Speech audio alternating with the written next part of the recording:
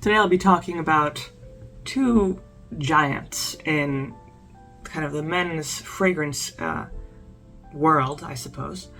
The first, everyone knows, The Sky, Acqua di Gio by Giorgio Armani, and then the other guy, this guy, Dylan Blue by Versace, and these two are super popular. Now, I reviewed both of these in separate videos.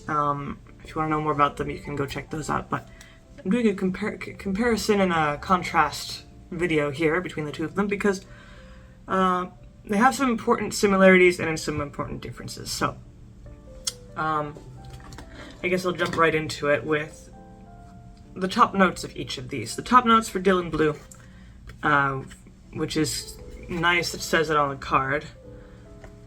Mainly Calabrian bergamot, grapefruit, aquatic notes, and fig leaves. So, all those are, super refreshing, super sharp, bold. Right away, the citrus notes and the aquatic notes are the strongest, and that grapefruit is very, very strong. It adds a little bit of sweetness, which is nice, kind of the bitter sweetness. Then, Acqua di Gio has way more notes. Lime, lemon, bergamot, jasmine, mandarin orange, and neroli. So, I will put both of these on, and then we'll see how strong each of those notes actually are. Acqua di Gio on this hand, super lemon lime right away. Then Dylan Blue on the other hand. Yeah, that's more grapefruit sweetness right away. So it's always important to give your fragrances a test because, the card or the list might say it has all these notes and then you don't actually smell what they're trying to sell you. So it's important to see what's actually prominent and what's not. For Acqua di Gio here, all of the citrus notes that it has listed super prominent. The lime, the lemon, the orange. Orange is a little bit fainter compared to the lemon lime. Then also the jasmine and neroli give it a little bit of sweetness, but not as much sweetness as Dylan Blue. Dylan Blue immediately comes in with that grapefruit, which is sweeter than you would expect, which is very nice. And both of them, with their own citrus notes, have that very, very similar DNA. And they both have an immediate burst of citrus. It reminds you of summer. Someone's making lemonade in the kitchen, very bright and fresh and clean, summery. So then moving on into the base notes the middle notes for both of them. Dylan Blue has middle notes of violet leaves, black pepper, papyrus wood, ambrox, and patchouli. So the black pepper is very prominent. It gives a sort of tingly burn to your nose. Not too strong, but definitely present. Then, the violet gives a little bit of sweetness. The ambrox and patchouli are a little bit understated in comparison to Acqua di Gio, which has a lot of middle notes. C notes, jasmine, peach, freesia, rosemary, hyacinth, coriander, violet, nutmeg, rose, and mignonette.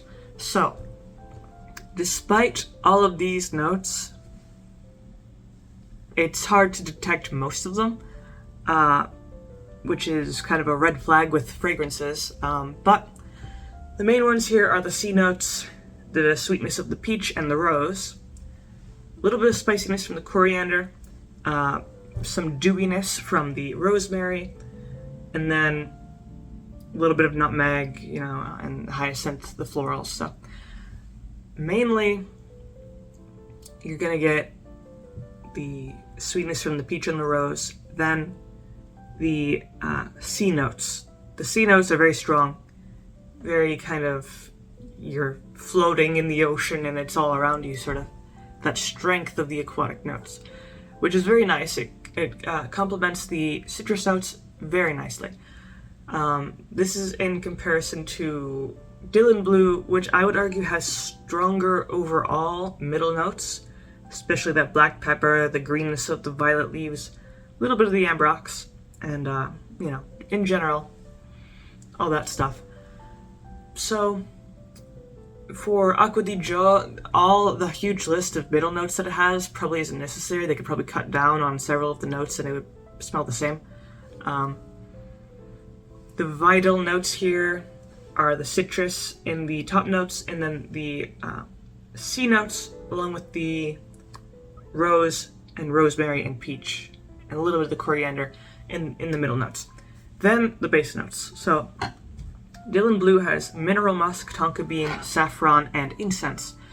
Meanwhile, Acqua di Gio has white musk, cedar, oak moss, patchouli, and amber. So both of these neither of these have very potent base notes. Like the incense note in Dylan Blue, you would expect it to be very strong and smoky, but it's not really. I don't really detect the incense much at all. The main base notes that you get are the mineral musk. It's kind of like this rocky mineral sort of smell. Then you get a bit of the warmth from the saffron and the tonka bean, but you don't get the incense really. In comparison to the base notes for Acqua di Gio, you get a little bit of the white musk and cedar, but the amber and the patchouli are very faint. I don't really get the amber much at all. And they're both similar in terms of potency.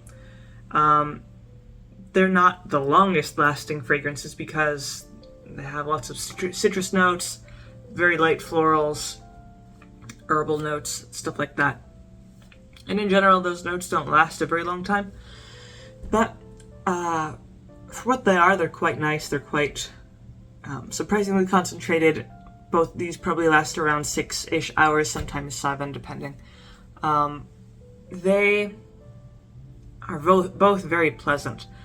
I like both of these, and I think most people enjoy both of these because they're very similar.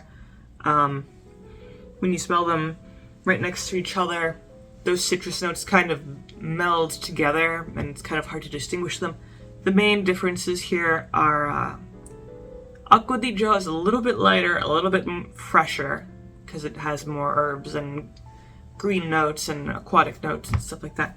Meanwhile, Dylan Blue is a little bit not quite as refreshing, mainly because of that black pepper, the saffron, the tonka bean, stuff like that. But overall, they are very similar. They're from the same family, and they're both very good men's fragrances.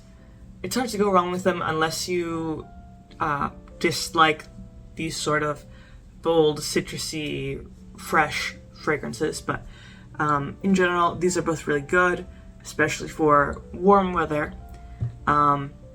Neither of these are very sweet. They're not too heavy and not too light.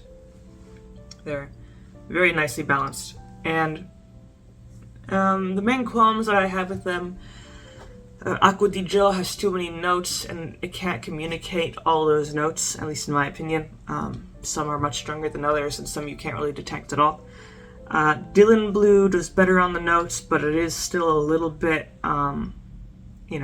missing that incense note, missing the ambrox. But in general, these are very finely crafted, and they say they're going to be one thing, and they are that thing. So they are advertising themselves to be exactly what they are, which is very nice. And they're just nice to wear. They're pleasing and refreshing and nice scents. So both of these are good. I wouldn't say one is better than the other. They're both equally good. So it really depends on your preference. Do you want the Armani fragrance or do you want the Versace fragrance? So that's pretty much what I have to say about these two fragrances. If you have any opinions about them, you can leave them down in the comment below. If you liked the video, leave a like, maybe subscribe, and I make videos throughout the week, so stick around for those.